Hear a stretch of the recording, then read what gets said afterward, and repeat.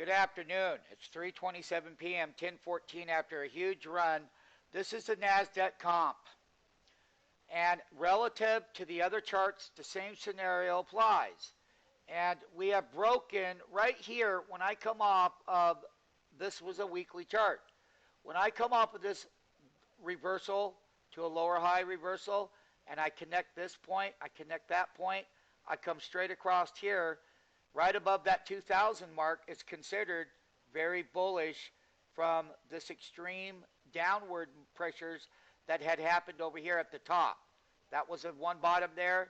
From that top, there was the lows that we had called. We had got down here where you couldn't go any lower on the weekly, and pro trading students, SMF pro trading students in our school, trading for a living, using our capital to trade with, were involved in the whole downside. They were involved in the short side. They were taught that 09 that we would put in a knife hook low, and we called the bottom in March. The reason why we called the bottom was that the weekly got so oversold you couldn't get any oversold. I mean, how much more are you going to get? So we came down, we popped up, we undercut the knife hook low. This is where it got overdone, and this was the overdone with too much selling, just like they get overbought with too much buying.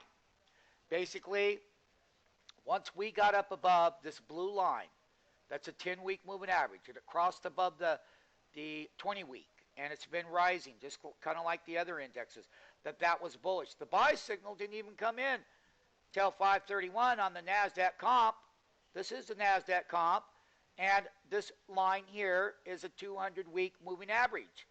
And basically, we're in earnings season. We're going to find out what this is made of.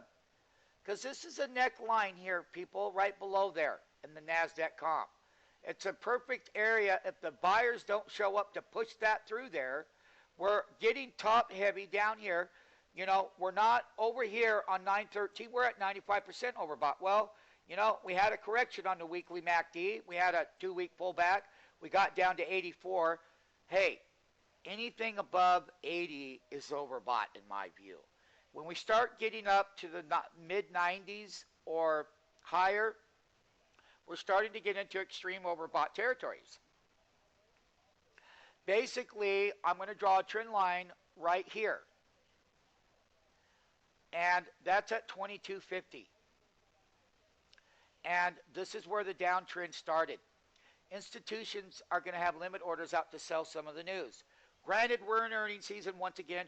Granted that we have had some good quarters of cost cutting. That's why the employment's so high. And corporate America made money on the bottom line. Now we're going to watch where the top line growth is and where the bellwethers are. We're getting top heavy in the cycle.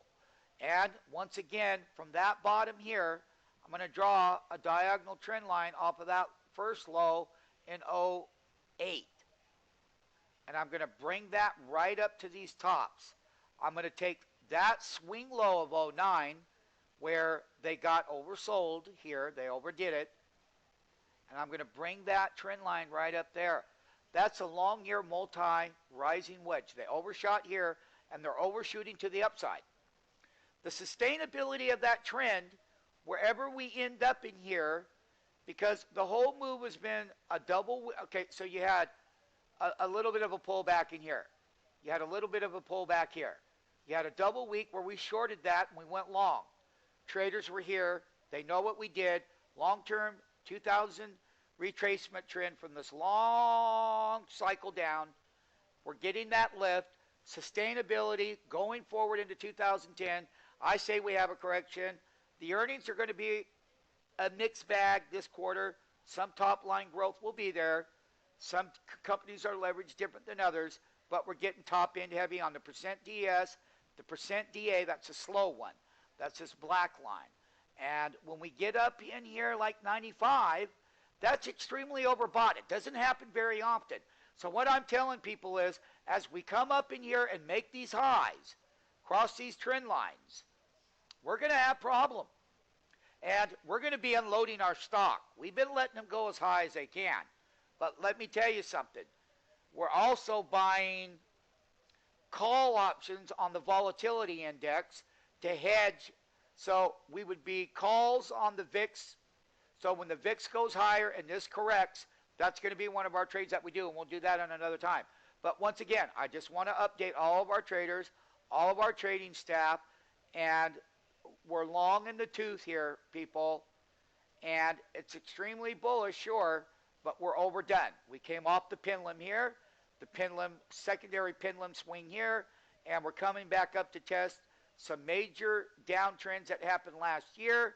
As a matter of fact, last September and last September, bam, down we went.